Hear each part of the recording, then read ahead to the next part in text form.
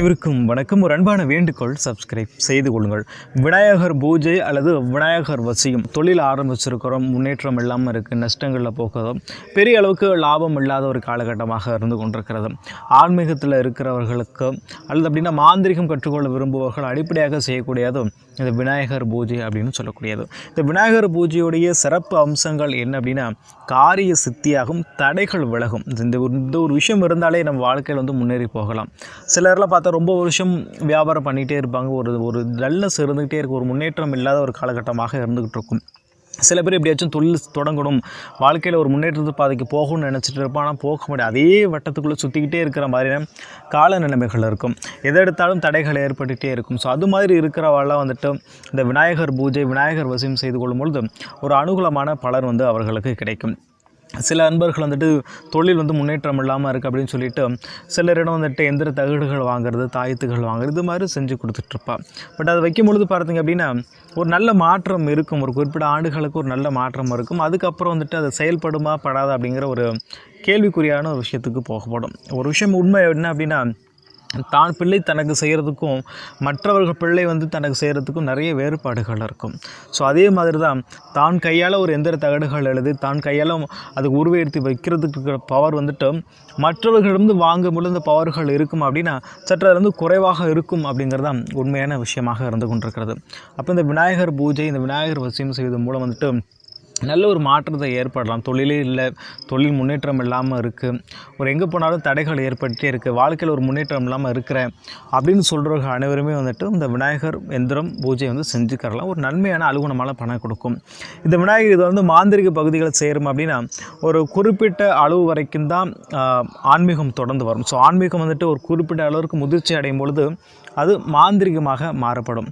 ஒரு குழந்தை கருவாக இருக்கும் 10 மாதங்களுக்கு பிறகு தான் அது ஆண் குழந்தை பெண் குழந்தைன்னு வேறுபாடு வருகிறது. ஸோ அதற்கேற்ற மாதிரி அதோடைய வாழ்க்கை தரம் அப்படிங்கிறது மாற்றப்படுகிறது. ஸோ அதே மாதிரி தான் இந்த மாந்திரிகம் அப்படி சொல்லக்கூடியது, ஆன்மீகம் அப்படிங்கிறது ஒரு குறிப்பிட்ட மாதங்கள் வரை, குறிப்பிட்ட நாட்கள் வரைக்கும் தான் அதை ஆன்மீகமாக தொடர்ந்து வரும். ஒரு குறிப்பிட்ட ஸ்டேஜ் போனதுக்கப்புறம் இந்த ஆன்மீகம் அப்படிங்கிறது மாந்திரிகமாக மாறப்படும். அப்போ நாம் ஆன்மீகத்தில் இருக்கிற வரைக்கும் நல்ல ஒரு மாற்றம் இருக்குது, ஒரு அற்புதமான விஷயம் நம்ம ஏற்பட்டுக்கலாம். பெரிய ஒரு விஷயங்கள் நாம் மாற்றம் செய்ய முடியல அப்படின்னாலும் சின்ன சின்ன விஷயங்கள், காரிய தடைகள் ஏற்படுறது, சின்ன சின்ன விஷயங்கள் நாம் நிறைவேற்றி கொள்ளலாம் இந்த விநாயகர் வசியம் செய்வதன் மூலம். ஸோ விநாயகர் வசியம் செய்வதன் மூலம் எந்த ஒரு தொழில் தொடங்குறதாலும் லாபத்தை கொடுக்கும். இந்த எந்திர தகடுகளில் கடைகளில் வைக்கும்பொழுது லாபத்தை கொடுக்கும். ஆன்மீக துறையில் இருக்கிறவா, ஆன்மீக நாட்டம் இருக்கிறவர்கள், இன்னும் நிறைய விஷயங்கள் கற்றுக்கொள்ள நினைக்கிறவர்கள் அனைவருமே இந்த விநாயகர் பூஜை பற்றி செய்து கொள்வது ஒரு அனுகூலமான பலனை அவர்களுக்கு கொடுக்கும். மாந்திரிகம் செய்யக்கூடியவர்கள், மாந்திரிகத்துடைய அடிப்படை விதியாக இருக்கக்கூடியது விநாயகர் வசியம், விநாயகர் பூஜை. ஸோ அதுதான் முதலாவது ஒரு விதியாக இருக்கிறது. அதன் பிறகு தான் மாந்திரத்தோடைய இருக்கக்கூடிய நுட்பமான விஷயங்களும் கடந்து போகிற ஒரு சூழ்நிலையாக இருக்கிறது. ஸோ அப்போ விநாயகர் வசியம் அப்படிங்கிறது ஒரு முக்கியமான ஒரு விஷயமாகவே இருந்து கொண்டிருக்கிறது.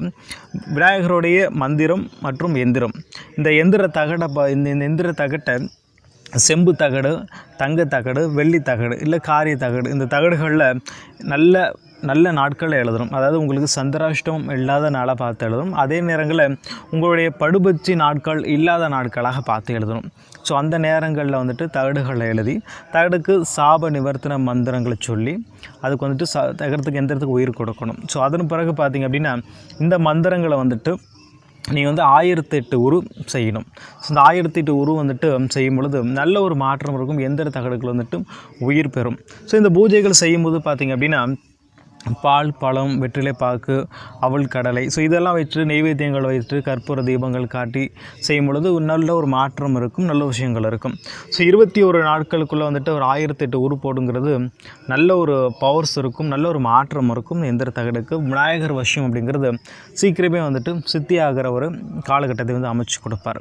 ஸோ அப்படி அமையும் பொழுது அந்த எந்திர தகடுகளை நம்ம ஃப்ரேம் பண்ணி பூஜை அறைகளில் வச்சுக்கிறலாம். இல்லை அப்படின்னா நம்ம அலுவலகங்களில், இல்லை ஆஃபீஸில், இல்லை நம்ம வியாபார ஸ்தலங்களில் வச்சுக்கிறது மூலம் பார்த்திங்கன்னா கண் திருஷ்டிகள் அப்படிங்கிறது விலகி போகும். வியாபாரங்கிறது எந்த ஒரு தடையும் ஏற்படாது. எவ்வளோ போட்டிகள் இருந்தாலும், நிறைய போட்டிகள் இருந்தாலும் அதுலேருந்து ஒரு நல்ல மாற்றம் இருக்கும், வருமானம். நாட்கள் பார்த்து எந்திர தகடுகள், எந்திரம் எழுத வரைஞ்சதுக்கப்புறம் 48 நாட்கள் 1008 உருக்கள் போடணும். ஸோ 48 நாட்களில் முதலாவது நாட்கள் வெற்றிலை பாக்கு பழங்கள் வைத்து தெய்வேத்தியங்கள் வைத்து பூஜிக்கலாம்.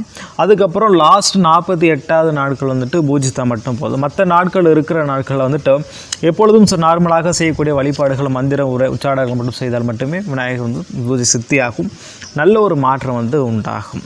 ஸோ வாழ்க வளமுடன். நன்றி, வணக்கம்.